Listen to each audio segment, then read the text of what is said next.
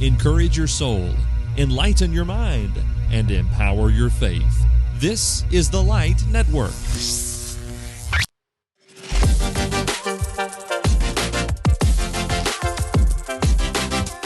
Conversations about life, Christianity, and culture. Welcome to Four Preachers and a Podcast. We are your three preachers, and we're reminding you, of course, as always, to bring back Hiram. From Henderson, Tennessee, I'm Robert Hatfield. From Moulton, Alabama, there's Brad McNutt. What's up, Brad? Nope, just hanging out. What you doing? Just hanging out. I'm just doing the same. Thought we might podcast today. I don't know. Okay, that'll be good. And from Charleston, South Carolina, Chance Hicks. Hey, Chance. Hello. I'm just hanging out, too. Just hanging out, too. We're having technical difficulties with Chance's microphone today, and so Chance is coming to us via his esophagus, and when he drinks, we'll hear that. So yes, indeed. It's like you're traveling on the Magic School Bus. Mm-hmm. Do y'all remember that episode where they get real small and like go down somebody's throat or something? Do you remember that? I'm sorry, we weren't allowed to watch satanic videos that taught evolution. We didn't watch the evolution ones, okay? But I did go to public school, all right? Okay, so did I. Yeah, I do remember one, maybe. You remember one. Okay. All right, good. They were like, I mean, the part of the song is like floating on the bloodstream or something, right? I don't know the lyrics to the song. I'm not sure. I don't even know what we're talking about right now. You don't remember the Magic School Bus? Come on. Yes, anyway. I do. Today, it's a Creating Culture episode. And so, Chance, you're in the driver's seat today. Why don't you tell us what we're talking about? All right. Today we're going to talk about creating culture, and we're going to think about stillness, quietness, creating a culture of peace. And there's really two ways that I want us to think about it. Maybe one that we'll talk about first, and that's just being and having times where we're still and quiet that allow for rest, that allow for meditation, contemplation of God and of His Word, but then really maybe spend the majority of our time thinking about being a people who have a inner spirit of peace and quiet, and what that looks like in our walk with God and what it looks like in our interaction with others. So let's start first by just thinking about being still, being at rest, and how important that is. I mean, I think you find that in the ministry of Jesus, that He had times where He was still. He and His disciples would try to get apart from the multitudes, from the demands of ministry, like Mark 6:31. They're trying to find a place where they can rest for a while, even though on that occasion they didn't find it. You do see that that was one of the things that they were trying to find. They wanted to make time in their ministry where they could just be at peace, be still. And so sometimes for Jesus, that's getting up early in the morning before everyone else. Sometimes that's staying up late for Jesus and spending time late into the night in prayer.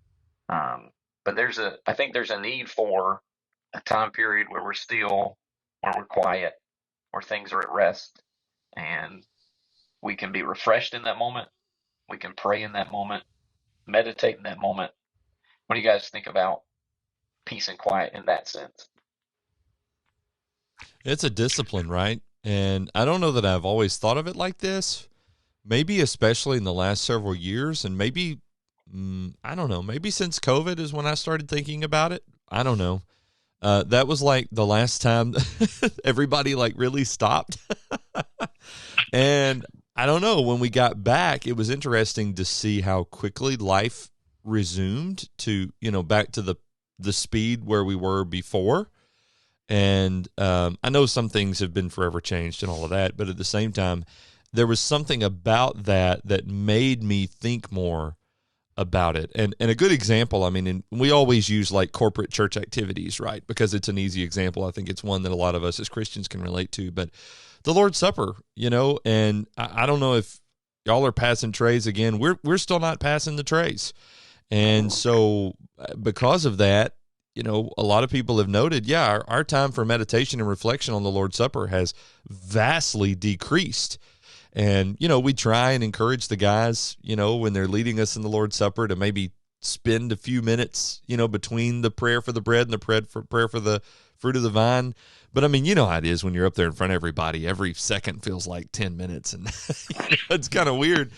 But because of that, I don't know. It's in those moments when I think, you know what, this antsiness I'm feeling, that could be a sign that I'm just not comfortable in just quietness. And I can see why folks like Whitney, for example, Donald Whitney in his book, Spiritual Disciplines for the Christian Life, I think, he has a whole chapter about just this idea of being still and quiet for that reason. It is a discipline, something we have to cultivate. Yeah, I think it's something we we get into habits. I think about myself with school, along with podcasting and preaching and all the things that go along. Every time a semester ends, it takes me about 3 weeks to get back to a normal routine of not being panicked, and if I have a free second, not wondering, oh no, what am I missing? What am I leaving out? Learning to be able to, oh wait, I can sit here on my swing and watch my kids play and listen, or even after they go to bed, turn the lights on in the pavilion and sit in the swing and just listen to creation, just be still for a minute. And it's many times in those times you don't realize how tired you are and how backlogged your unprocessed thoughts and emotions are. And so I think it's a super important thing that we learn to be. We try our best to have that still and quiet time. Maybe it's 30 minutes here or an hour there. I try to build that into every day, but it's not always going to work. It's just the nature of, I think part of it's the nature of my stage at life. As you guys, we have young kids, they're involved in things. We got their school. We're trying to do a number of things. And so sometimes trying to find it is a greater challenge depending upon your stage in life, but it's certainly something that's essential, to who we are, to sit down and to process and just, it's kind of like, I think Michael Hyatt says, everything, if something is jammed up, like your TV is jammed up, what's one of the first things somebody's going to tell you to do? Mm-hmm. Unplug it. And many times unplugging it will make it work. And Michael Hyatt is famous for saying, most things work well if you unplug them for a while and plug them back in, including yourself. And that's kind of the way we have to think through it. Mm.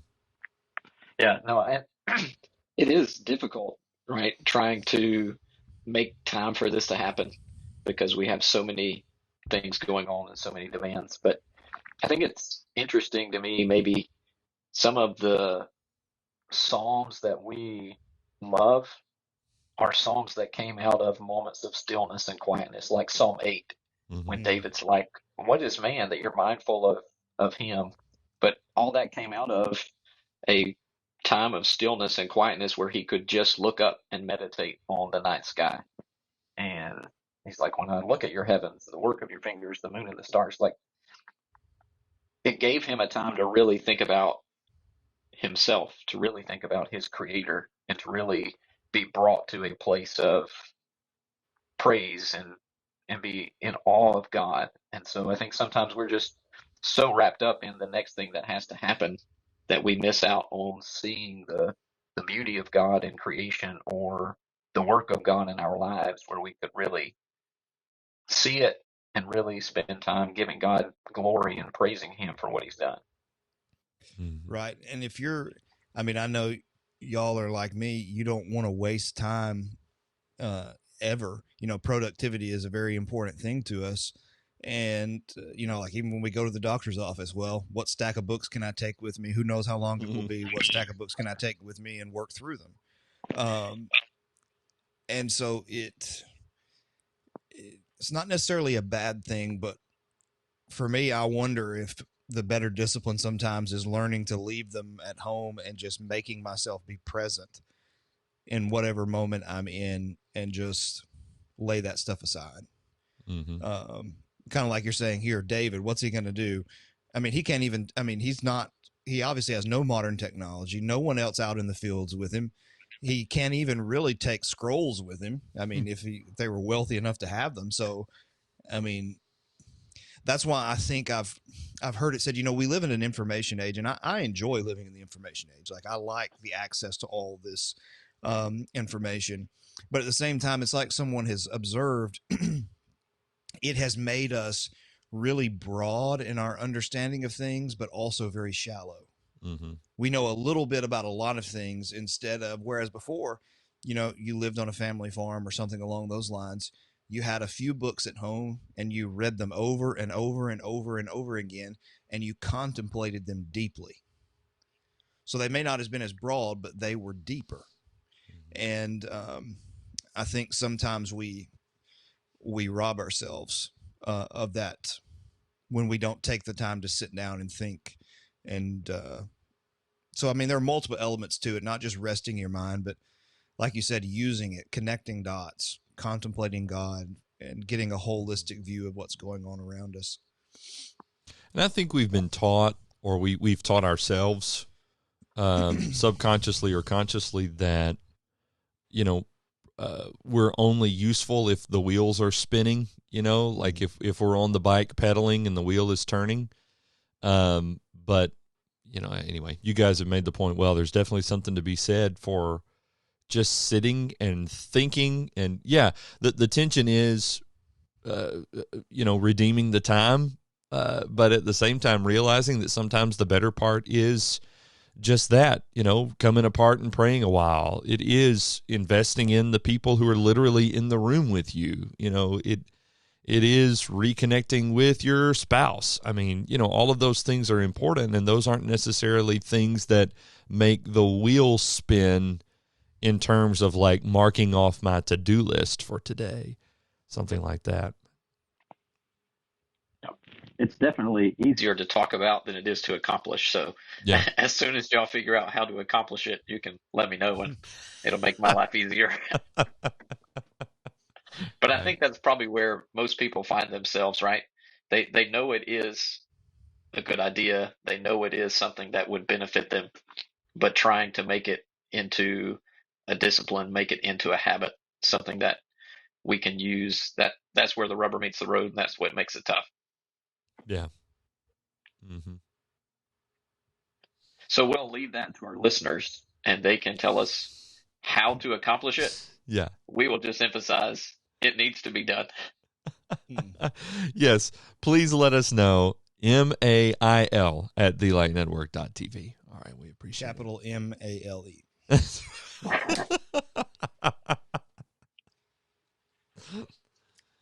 But what I really wanted to spend most of our time is to transition to a different side of peace and quiet. And then that's to think through some New Testament passages where we see that God is calling us as his people to this inner spirit, this inner disposition of heart, where we live as a people who are quiet and peaceful. Like that's our character inside. So, a couple of passages that come to mind. First Peter chapter 3, Peter is writing to in the context of verses 1 through 4, specifically speaking to Christian wives about their responsibilities, about their relationship, and he tells them in verses 3 and 4 that they're not to let their adornment be merely external or merely outward, but they are to be concerned about, verse 4, adorning the hidden person of the heart. The ESV says, with the imperishable beauty of a gentle and quiet spirit, which is in God's sight is very precious. And so here's this instruction to these women who are disciples of Jesus, followers of Jesus, and God's expectation is they're working on dressing their heart with this inner peace, this inner quietness. But this same instruction that's given here to Christian women is a call that God gives to all of those who are followers of Jesus. And so you find this same principle in some other New Testament passages. So one of those is 1 Timothy chapter 2, verses 1 through 4. Timothy, as you recall from chapter 1, was left in Ephesus. He's working with the church there. And these are instructions that Paul's giving to Timothy, that Timothy is to pass to God's people in that city.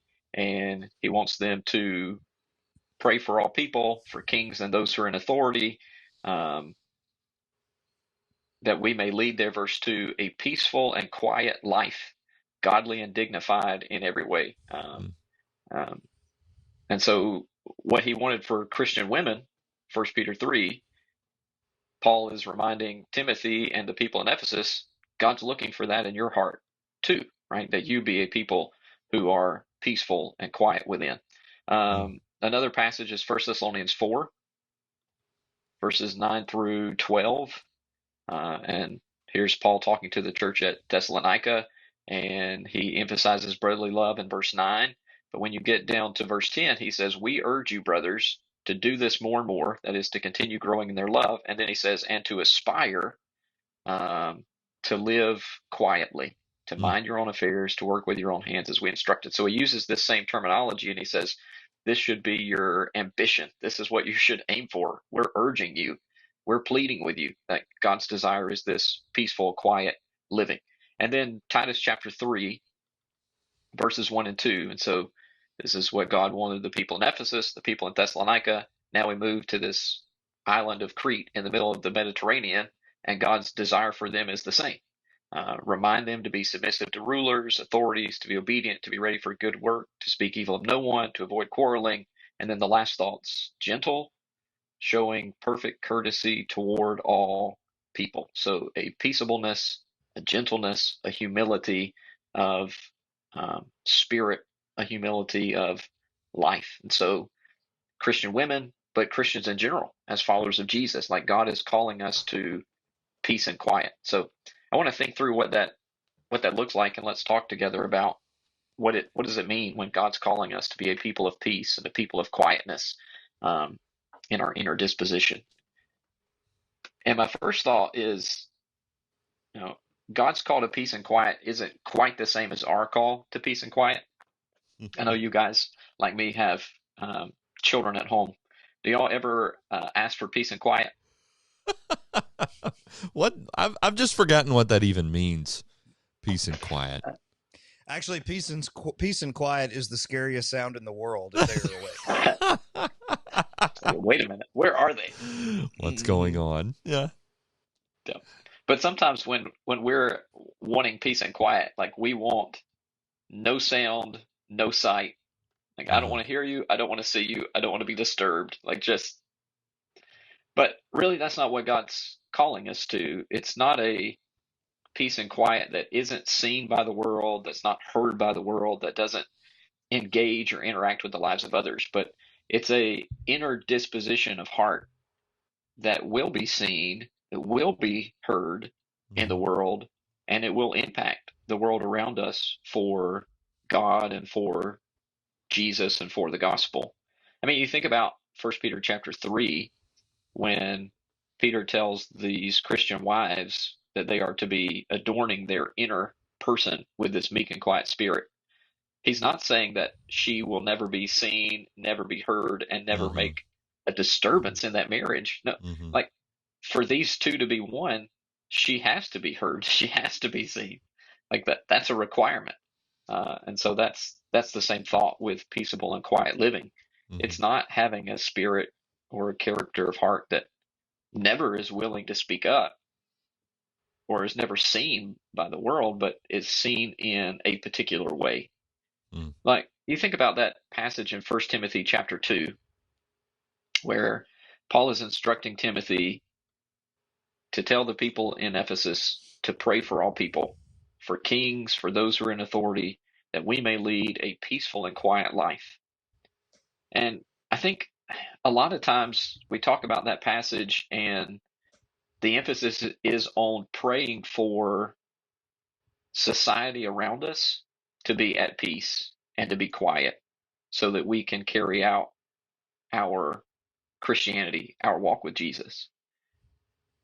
But I don't think that's primarily what Paul has in mind to Timothy. Is there there's no issue with us praying for a peaceable, quiet society, a society without chaos and without turmoil. But as you like really read the passage, it's about us living this kind of life no matter what society is like around us. Hmm.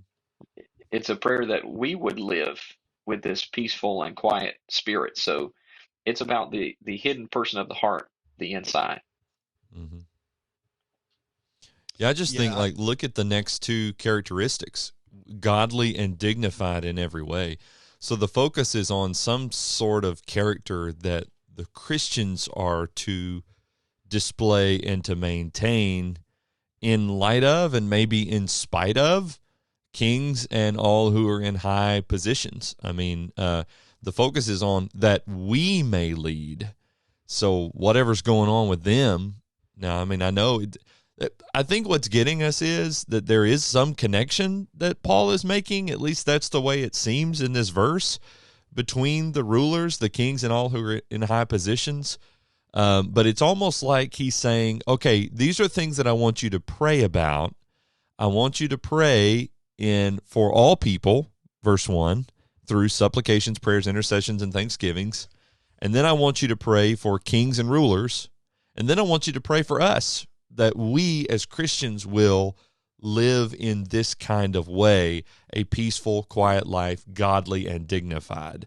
And then he transitions into saying, you know, Paul sees a connection between that, Christians being in prayer for all people, especially for those who are rulers, Christians, exemplifying these kinds of characteristics: peace, quiet, godliness, dignified, and the connection between that and, letting the world know that God desires all people to be saved and come to a knowledge of the truth. So it's almost like there's something about our demeanor and the way that we lead our lives, maybe even in light of or in spite of whatever's going on with the higher ups in governmental positions, that could draw people into coming to realize God wants everybody to be saved.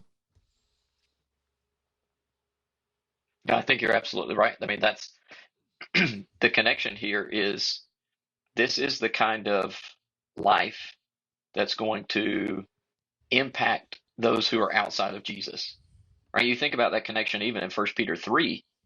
These are Christian wives whose husbands weren't followers of Jesus. And so how can they be won?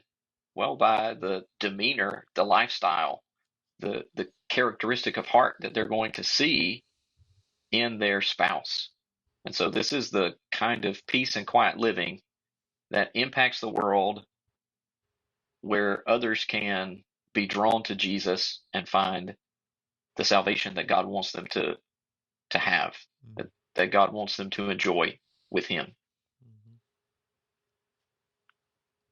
When you go back to First Timothy 2, you really have in that passage this these two pairings, right? Peace and quiet, and then godly and dignified. And so when you look in that passage, it really kind of helps to bring to light what we're talking about with peace and quiet living. The terms peaceful and quiet, like if you try to, it's really hard to separate the two, because if you try to look at um, the Greek words and then see how they're translated in other passages, it might be translated quiet in this passage, but the word translated quiet is translated peace or peaceable in another. And so they're pretty much synonymous terms. But in First Peter 3, this term is connected with gentleness, right? That they're adorning the hidden person of the heart with a gentle and quiet spirit, a gentle and peaceable spirit. And so it has to do, I think, with a meekness, a gentle humility in our dealings and interactions with others, especially those who are outside of Christ. Remembering that we used to be there too, and now we, by the grace of God, have found salvation in Jesus. And so this humble, gentle approach in our interactions with others. But even there in First Timothy 2, if you stay in the context, you drop down to verse 8, and I think you have um, a presentation of the opposite spirit here. And in verse 8, Paul says, I desire that in every place men should pray, lifting holy hands without anger, without quarreling. I think the New King James says maybe without wrath and doubting. Mm-hmm. Um, but these are holy men. These are men who are living out this peace and quiet life. They're doing their best to walk with Jesus. And the opposite here is wrath and doubting. This anger, vengeance, violent passion. Doubting sometimes is translated in other passages thoughts and connected with evil thoughts. And so it seems the peaceful and quiet life is one that is working away from a heart of violent, angry passion and evil thoughts toward others, especially those who are outside of Christ. And now we are moving towards this gentle heart, this peaceable heart that's willing to approach people in a spirit of meekness, right? Mm. It's it's not a bull in a china shop living, you know. Like we can cause change quickly. A bull in a china shop makes change quickly, but it is harmful, hurtful, and destructive. Mm. And so we're called to a different kind of lifestyle to produce change. And the world already has in it those who are full of hatred and hating one another. And we're not called to hate others and hate people who are opposed to us under the banner of Jesus. We're called to a much different approach to try to impact the world. And so it's this gentle, humble, meek, peace and quiet living and approach to life. And it's It paired really, there. Go ahead, Brad. oh, sorry. I was just going to say, it really makes me think of the parable of the leaven when Jesus is talking about the kingdom. It's like, you know, leaven hidden, and it just slowly and quietly works and permeates. And that's the way this really has to work. I mean, I'm thinking even in broad terms, such as, we're talking about reaching our culture, reaching out to people around us. Everybody is all about, and I'm all about serving our community. I'm all about doing all these things. But a lot of times we think we've got magic bullets and magic programs. Like if we just do this, then this will happen. Mm-hmm. Well, look, I'm all for doing those things, and all of us have promoted and done those things ourselves, but we have never presented them as magic bullets. And that is, nothing replaces those things. Are only effective. Those big community efforts are only effective if day in and day out we are quiet and gentle people. We live a peaceable life. We just have a calmness of disposition about us. That speaks volumes to other people. The kingdom of God, and it's something that Elijah learned the hard way, right? He went up on Mount Carmel. There was this great showdown, and he thought, that's it. Everybody's going to change. And then all of a sudden, nobody changed. Mm-hmm. I mean, they said they would, but they didn't, because change that is truly effective is not instantaneous. It's slow. And having a still and quiet spirit is that slow change that people, they may not observe it at first, but as they watch you and they watch you and they watch you, and everything else is going wrong around you, and yet you're still just plugging along, still, quiet. Mm-hmm. That's what is being drawn into. That's what draws people. And I think that's why it's so important that we're just kind of steady. Mm-hmm.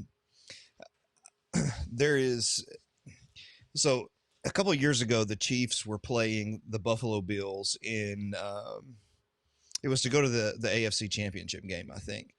And the Bills scored with like 13 seconds to go. It looked like they were going to win. Patrick Mahomes takes the field. They end up winning. They kick a field goal. They go distance of the field, kick a field goal in 13 seconds. But what was most interesting was this. Mahomes was wearing a heart monitor, and they tracked his heart monitor. While the other team had the ball, while the Bills had the ball and they were scoring, his heart rate was going up and down, up and down, up and down. But the second he stepped on the field with 13 seconds to go, his heart rate flatlined. Huh. He was so calm, his heart rate just steadied. Mm. And you see the results of that. He has an uncanny ability to keep himself cool, no matter what's going on around him. And I think in a small way that illustrates what we're talking, a quiet and gentle spirit. Everything looks like it's going against us on the outside, and here we are, just steady. Mm-hmm. And there's something about that honestly is not normal. Yeah. I mean, that's something that only God can really accomplish. If you feel ultimate security in someone, then that's something you can live with. Yeah. Yeah, it definitely is a steadiness because of the character of God and of his promises. And if our faith or our trust is in something else, if it's in our government or our nation, Mm-hmm. and that becomes unsteady or unstable, then just watch the people whose trust is there and watch their character reveal and unsteadiness, fluctuation from one extreme to another. Don't you think too that like the fact that cancel culture, virtue signaling, hot takes, all these things are so commonplace in our time, and even sometimes find themselves among Christians. And even those very Christians are usually the ones who will say, yeah, but we should be doing something, or we should be speaking out about something, or we should be. And to be sure, once again, it is difficult to know when is the right time. We're not saying there's never a time to call sin, or to call out even, what certain people are doing. We all know that there are times when Paul did that. We'll see some of that even in these letters to Timothy that we keep referring to. At the same time, though, these notions that we're talking about, quiet and peaceable life, the concepts of stillness and quietness, are the ones that are our default. And it seems like the other times are the exceptions rather than the rule. And I just wonder whether we've flip-flopped those, maybe within the church, definitely within our culture. We feel like we have to be doing something. And this is where we go wrong with prayer, for example. We're not casting all our anxieties on him because we know he cares for us. Instead, prayer is the last minute, in case of emergency, break glass and pull this lever. We're not being still and knowing that he is God and taking refuge in that, Psalm 46. And instead, we're running around like a chicken with our heads cut off. We're talking about how bad things are. We're talking about how important it is that you vote this way or that way. Nobody's saying don't vote this way or that way. Nobody's saying don't make your best effort at doing what you can do. But realize at the end of the day that it's not all on you. And God is the one who's in control. And so the day after the election, even if it didn't go the way that you hoped it would, or even had been praying it would, there's still this quietness and calmness to your heart because you're still serving the same God that you were back in the 80s when everything, at least you would think, was great and golden and, the good old days. So that's when we were born. So that's when we were born. Not to suggest that we came along and messed it all up, but anyway. But this is one of those culture creators that can be a hot button issue or even spoken against, because even among our brothers and sisters, they just don't understand where we're coming from with it. And hey, here's another thing. We're living in an age of mental difficulties. And, people are turning to therapists and all that. And I'm not saying don't do it. I'm saying listen, if you're struggling, get some help. If you're having aches and pains around your heart, you go to the doctor and figure that out, and take the medicine and whatever treatments are needed. If you're having difficulty with the way you're thinking and with your brain and your mental health, go to the doctor and get some help and do whatever you need to do. Spoken as one who is on anxiety medication at this very moment. I took my pill last night, okay? So do what you need to do. Do not misunderstand what I'm saying. But I'm also saying this. Sometimes we lean on that stuff like a crutch, and we say, well, see, I'm on anxiety medication, therefore I cannot live a life like this one. How could I be expected to be still and quiet? I just don't do that. And there's a reason why Paul says you got to pray about this and ask God to help you cultivate this. So it doesn't come naturally, in other words. And stillness and quietness could, to some degree, vary, would you say, from one person to the other as well. So some things I'll just throw that in there for what it's worth. Yeah, and as you look at the next pairing there in 1 Timothy 2, he talks about godliness, and the New King James says reverence or dignified in every way. That with this inner character that is at peace with God, that is working to be meek and gentle in our interactions with others, that you pair that with godliness.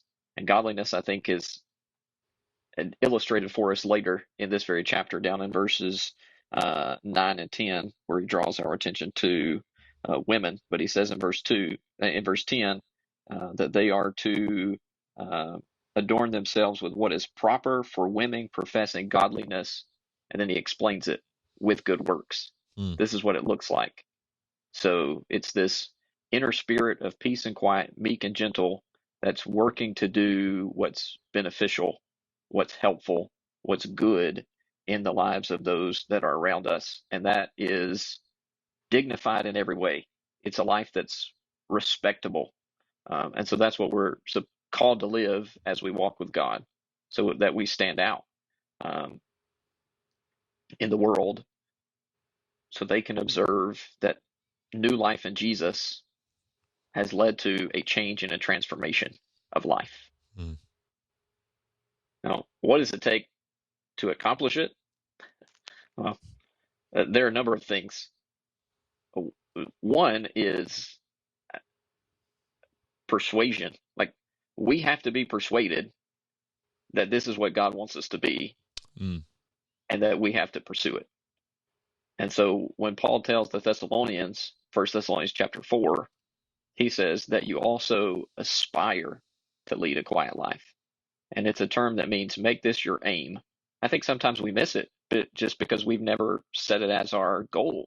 Like, we've never made it the purpose that we're trying to pursue in life. And so we're never going to change and transform in this direction if we never set it out before us and say, okay, I recognize where I'm at and I recognize where I need to be. Now I need to have this aspiration, this aim, and I need to be persuaded that God can mold my spirit and get me to where he wants me to be. But if we don't have that aim, we're not gonna wake up tomorrow peaceable and quiet, full of good works, respectable and dignified in every way. Mm-hmm. Yep. And I think you're right, Robert, to highlight prayer in this section, as you have in 1 Peter 2:1 instruction for prayer, 1 Peter 2:8 instruction for prayer. And so that's part of this too. We make it our aim, and then we're pleading with our God to continue his work in us to produce this spirit, to work on our inner heart, our inner person, our character, to be this way. And I think sometimes it is something that we learn by experience. Like, we've been through some cycles in life and we look at it and go, nah, I've seen this before. I've been here before. God works it out. And I don't, and to some people that feels like a naive thing, but it really isn't. When you've been in the experience and you've been in even sometimes your worst nightmares, and you realize, wow, I mean, God, it just kind of, and even sometimes your default may be, if something even hints at that again, you're like, well, but you have to talk to yourself and say, but wait a minute, you've been here before. Don't blink at God. He's going to take care of you. He's going to do what he always does. And so sometimes it's learning through experience, the experience that we see in scripture of other people where he came through and delivered them, but also looking back on our own lives and say, look at this. God was with me in this moment. Is there any reason to, and this is really Paul's point in Romans 8, right? At the very end, if I can trust God with my sin problem, then there is nothing else if I can trust him with my greatest problem, then there is nothing else that's off limits that I should not trust him with. And so that's why we then look at God and say, no, I'm persuaded that there's nothing that's going to separate us. There is nothing that's going to come between us. And whatever this problem is, the one thing that matters most in the world is God having me as his child in his possession. And there is nothing, no external force can touch that relationship. And because of that, the most important relationship in the world is secure.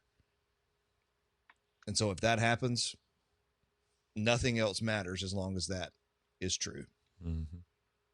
And in that, essentially what the psalmists, arrive at all the time, that's the Psalm 46. I mean, essentially that's Psalm 8. I mean, that's virtually any psalm you look at, no matter what the issue is, the why question may be asked. I think about Psalm 10. I think, depending on your translation, the question why is asked like 3 different times. And, there aren't answers that are ever given to those questions, but, it's just sort of like God almost says, well, trust me through this. And the psalmist then usually, on the other side of that says, yeah, I trusted him and it worked out.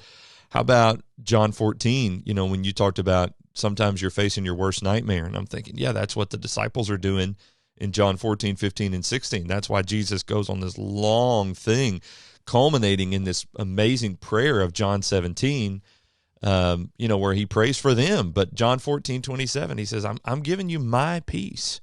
Not like the world gives you do I give to you, but I'm giving you my peace. Let not your hearts be troubled, neither let them be afraid.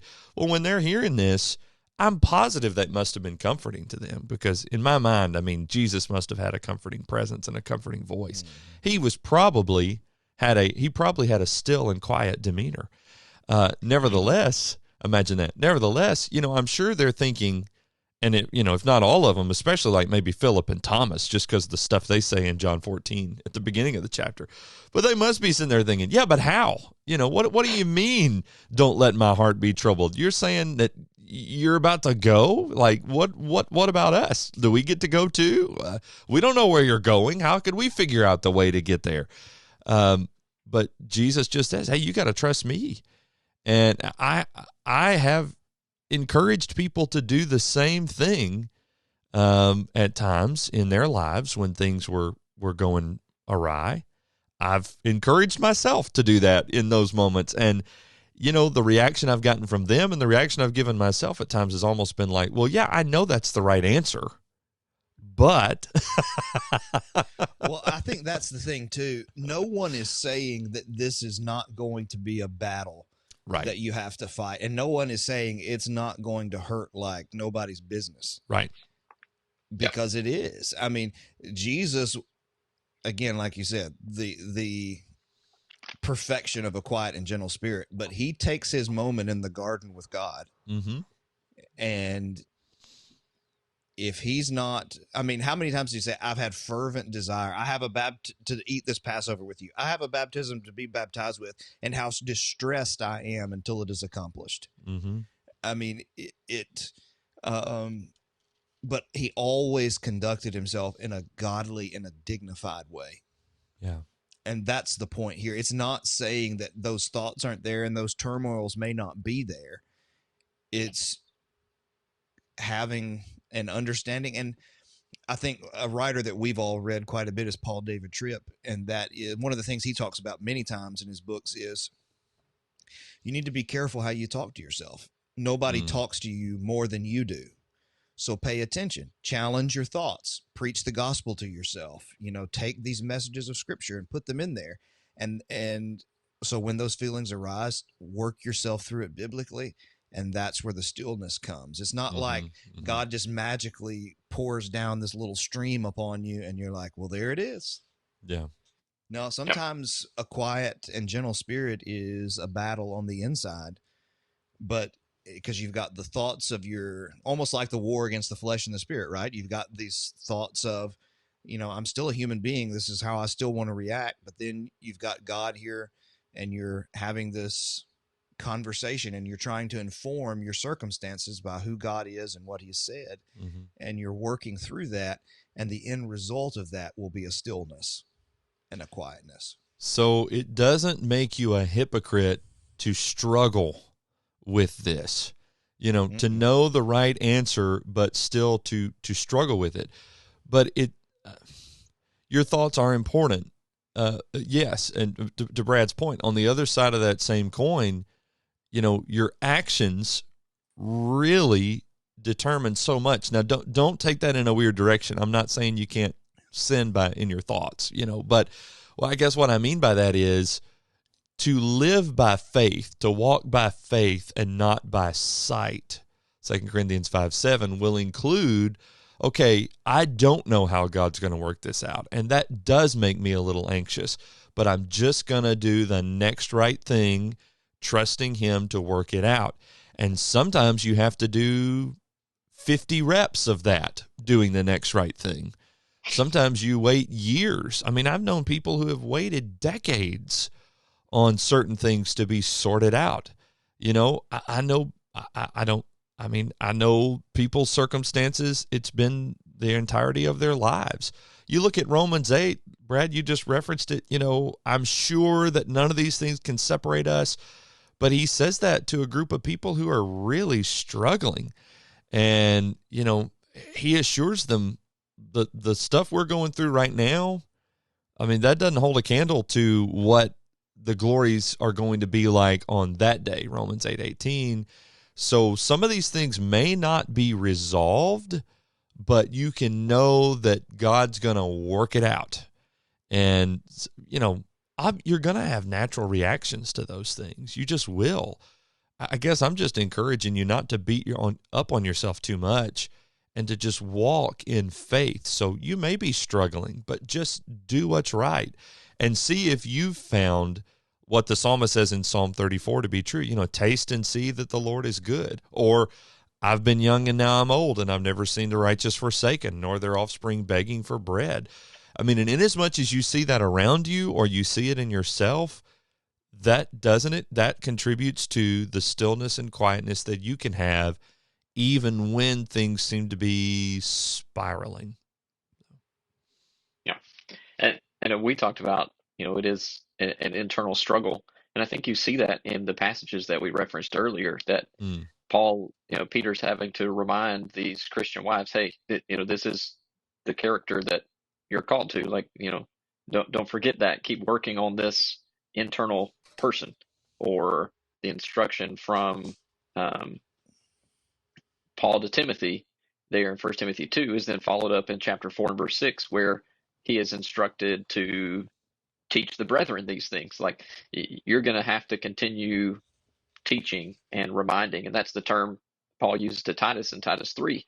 Remind the brethren, put them in remembrance. And so it's this constant battle and struggle of growth, but that's the goal of growing and improving and being transformed in our inner person as we continue this walk. And so Paul says to the Thessalonians, we urge you, like, we're going to just keep at it. And so I think sometimes that's what we need to help develop this peace and quiet spirit, is that those of us like we are who have the opportunity to teach and stand before God's people in preaching, that we remind them and we remind ourselves, and then we're involved in hopefully relationships and friendships with people in Jesus who can hold us accountable and say, hey, remember, we're supposed to live this kind of life. We're called to this. This is who our God is. And so we need to surround ourselves with some people who can hold us accountable and help us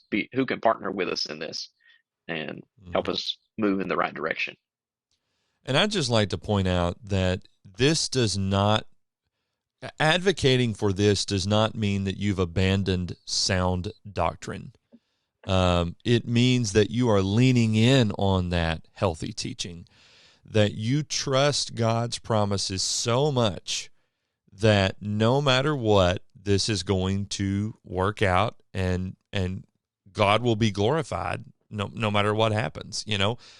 Paul says in Philippians, whether by life or by death, Christ will be magnified, New King James, in my body. I'm going to uphold Jesus no matter what. That's another thing that troubles me, because sometimes people get up in arms and hey, listen, we're in an election year again, right? So I guess this is why I'm harping on this, but people get all up in arms. Well, why aren't you preaching about this, that, or the other? Listen, I want to encourage Christians to participate in, the civil government to the extent that they feel like they should. And, if you feel like you have a duty, and hey, listen, as Americans, we happen to have a voice. That was something that, people in the Roman Empire did not have. They didn't get to vote on the next Caesar. So, do with that what you will. Do the best you can. I'm not telling you to vote for somebody that your conscience would not allow you to vote for. I'm not telling you to choose the lesser of two evils.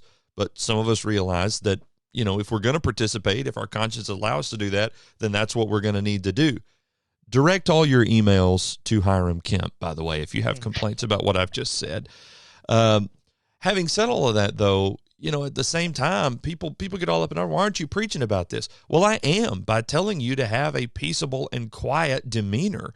And that doesn't mean shut up about it necessarily. But what that does mean is just trust God through this process. And so sometimes people say, well, you're not preaching hellfire and brimstone. Okay, I'm preaching trust in God. Tell me how that is false doctrine or liberal or loose in some way. It really, really bothers me that people would suggest that someone is lapsing in his or her, I shouldn't say his or her, in his ministry from the pulpit or in his or her faith as a Christian because they are advocating for stillness and quietness. What we're talking about is just trusting in God. So trust in him. And that means book, chapter, and verse all the way. That means everything that God has said is true. And to lean in on that. Now, yes, there are going to be moments we have to speak up, but I don't know. It really gets under my skin and I have trouble maintaining a stillness and a quietness among those who will come at us and challenge our own faith and faithfulness when we're advocating for trust in God. It's going to be okay because God said it will be. Yeah, but even then, in speaking up, this inner disposition Good is point. allowing that to be done in a gentle and a meek Yep. way, and in humility in approaching those situations where, yeah, something needs to be voiced, something needs to be said, but even then, it comes out of this right disposition of heart. Like, It and it's not an abandoning sound doctrine. This is the end goal of sound doctrine. Mm-hmm. That you're living with Jesus and walking with his teaching would lead you to this spirit. Yep. So it is the exact opposite of Mm-hmm. throwing out the doctrine of Jesus, and it's actually allowing the doctrine of Jesus to mold you and transform you as it is designed to do. Um, Yep. Which I think goes to what Chance, I may be jumping ahead of him. This is why it's important. This is something that God holds in high esteem. Yep. Is this disposition of learning to handle yourself in a still or a gentle and a quiet way. Like that's just Jesus was not an obnoxious political revolutionary. Okay. That's what the people actually wanted. That's why they choose Barabbas over him. Barabbas most likely, I'm reading between the lines. You could make a case. Let me put it that way. You could make a case that Barabbas was a pseudo-messiah. Okay. Pseudo-messianic. He certainly fit the bill anyway. There was a rebellion in the city. He killed Romans. he certainly fits the conventional thinking of what they wanted, and that's why they asked for him. Mm. I mean, and also don't be lost on the irony that his name also means son of the Father. Wow. And then you've got the real son of the Father, but they don't want him. Yeah. And so it's learning to see. And when, I take comfort in the fact that some people, when they look and they say, well, you're being still and quiet. Okay. He was led as a lamb to the slaughter. Mm-hmm. As a sheep before his shearers is silent, so he opened not his mouth. He was gentle. He was quiet. He always conducted himself correctly. And so if I'm going to be criticized for that, then that makes me feel comfortable. Mm-hmm. Because the kingdom of God is not the kingdom of men. The kingdom of men is about clamoring and fighting and getting your way to the top and beating other people down that disagree with you. That's the kingdom of men. You're following Barabbas. You're following the son of a father, but he's not the son of the Father, because that's not the way he operated. Mm-hmm. And so that's one thing there is something to be said. And for people who are the culture warriors or whatever you want to call them, and here's the thing, eventually nobody wants to hear from you anymore. Because you're looking for clickbait. You're looking for a reason to get on. You're just looking for a reason to stir feelings and controversy and debate, which, by the way, is a violation of, and you're the very person that Paul told Timothy to avoid in his letters to him. Mm-hmm. And really, if you think about the letters to Timothy, or at least the first letter, which is heavy on church relationships, one of the overarching principles to Timothy is be quiet and be still. Mm-hmm. Be gentle. Mm-hmm. Be a minister. The things that we're talking, notice the false teachings and things that he points out in 1st and 2nd Timothy. Divisive, loud, mm-hmm. stubborn. It's a complete opposite of this. And so really what we're dealing with when people look at this and they say, if someone were to say, you're being weak because of this, I would say, no, you're in violation of everything this text is saying. You're the one that should be very concerned right now, because you seem to be pursuing things like the kingdoms of men, and that's a dangerous place to be in. Think about Paul in 2 Corinthians chapter 10. I, Paul, myself, entreat you by the meekness and gentleness of Christ. I, who am humble when face to face with you, but bold toward you when I am away. I beg of you that when I'm present, I may not have to show boldness with such confidence as I count on showing against some who suspect us of walking according to the flesh. And then he goes on, we're not waging war against the flesh. So, hey, is there boldness in Paul? Well, yeah, of course there is. And Paul says, I'm perfectly capable of that. But none of that negates the meekness and the gentleness of Christ. When he says to Timothy, preach the word in season, out of season, reprove, rebuke, exhort with all patience and teaching. So even in our rebuke, we're to do what we do with a gentleness, with a patience, with a kindness.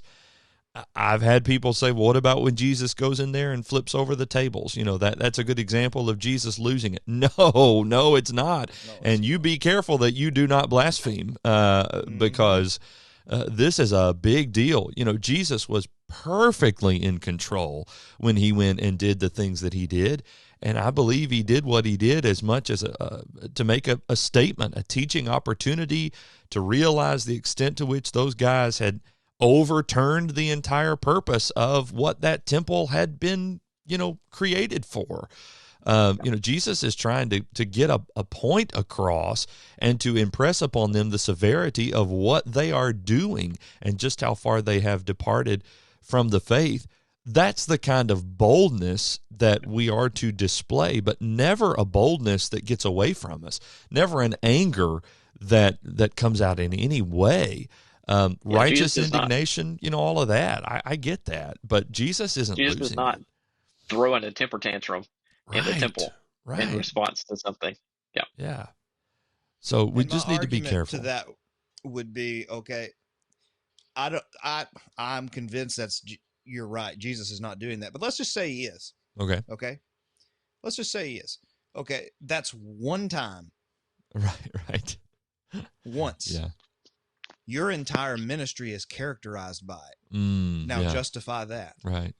Well, Jesus didn't even do that on the cross. I mean, the moment where, if I were up there and I would have had the power to rain down stuff or call legions of angels to come down and annihilate everything and say the plan's off, that'd probably be where I wouldn't even made it that far if I would have been in those situations, But again, you see Jesus at the cross, and what is Right. he doing? He's a quiet and a gentle spirit. Mm-hmm. He's praying for his enemies. He voices his frustration, identifies with the suffering individuals from the Psalms. He goes through all of those things, and he says, into your hands I commit my spirit. And if you look at that psalm, it's a psalm of David under persecution, and he says, I know they're not judging me correctly. I trust you. Right. That's it. I commit myself to you. Yeah. And Jesus didn't feel a need to justify himself. His entire ministry had spoken for itself. Mm-hmm. These creating cultures. Let's just remind, if you're listening or watching this, boy, Chance, we've gotten a long way away from where you were trying to head. Sorry.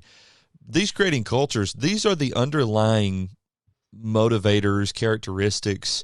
That's what these episodes are about. I mean, and what we're talking about is moving.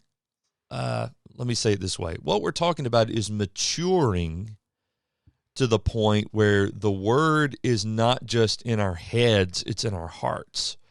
It is, and Chance, you've used the word a lot, transformational. This is transforming. So, it's one thing to quote John 3:16. It's another thing to know John 3:16. All right. So it's one thing to say, trust in the Lord with all your heart and lean not on your own understanding. In all your ways, acknowledge him and he will direct your paths. Proverbs 3:5-6. I think what we're talking about and what these characteristics, this prayer of Paul in 1 Timothy 2 or 1 Thessalonians 4 or Peter in 1 Peter 3, these guys are calling on us to live that proverb, to really trust in him. And what the result of that will be is this quietness, this peaceableness. And by the way, it's hard to be a peacemaker when there's turmoil inside your heart. It's hard to be patient with others when you're always on edge.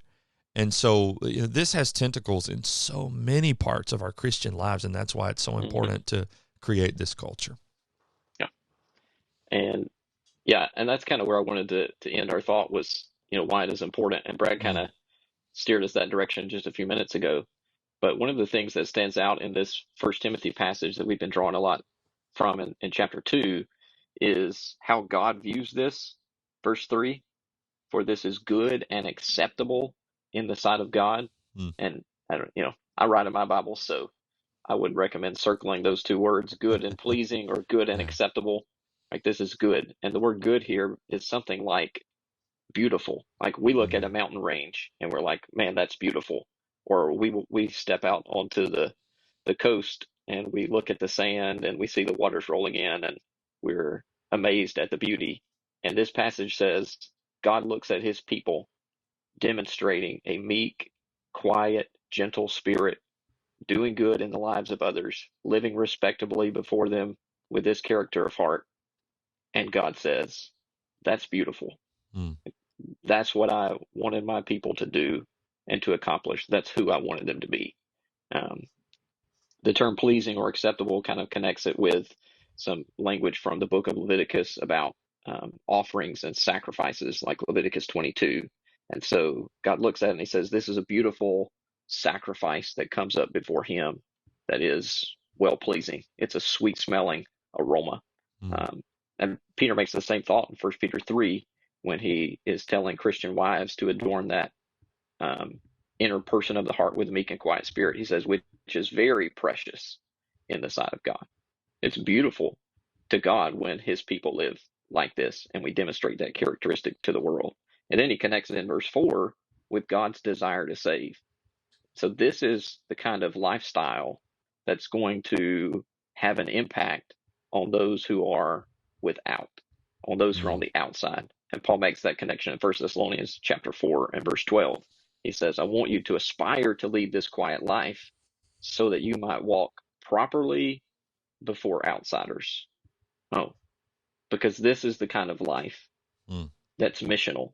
This is the kind of life that really opens doors to impact people. And God says it's beautiful, and it's how He has determined and planned for His people to interact with the world so that they can know salvation in Jesus too. mm. I love the way you've drawn all these passages together to show that they're all teaching the same thing. I mean, that's really powerful between Thessalonians, Timothy, Peter. I mean, that's good stuff. I hadn't thought about it Yeah. quite I mean, like that. it didn't matter if you were in some metropolis like Ephesus or Thessalonica or Hmm. some remote city off on the island of Crete. Like, God wanted His people to, and still does, wants His people to live the same way so that Hmm. it can impact those that we interact with. Mm. Well, like everything else, we will be blessed by doing the work to cultivate this discipline of stillness and quietness. It'll increase our faith. It'll help us to interact with others the way that we should. And most importantly, God calls this beautiful. And so that seems like all great reasons to want to pursue this kind of lifestyle and to create that culture even among ourselves. Big thanks, Chance, to you for getting this together and for thinking about this topic for us and then leading us through it too. I don't know necessarily that I would have thought about this for an episode, but it's a good one. I needed it. So thanks for that. Yep. Yeah. We all need the reminder. Yep, that's for sure. And you know what? Maybe there's some things you feel like you need to remind us of, and do that in a meek and gentle, quiet way, because now we've shown you got to. But mail, MAIL, at thelightnetwork.tv. We love to hear from you. Thanks for your feedback, questions, comments, concerns. Any of that is always welcome there, and we promise to try and practice what we preach when we respond to you as well. MAIL at thelightnetwork.tv. Catch new episodes of Four Preachers and a Podcast on Fridays when we're able to get together and record. Sometimes we're hindered from this reason or the other, but we always look forward to getting together. And don't forget to join the Bring Back Hiram campaign.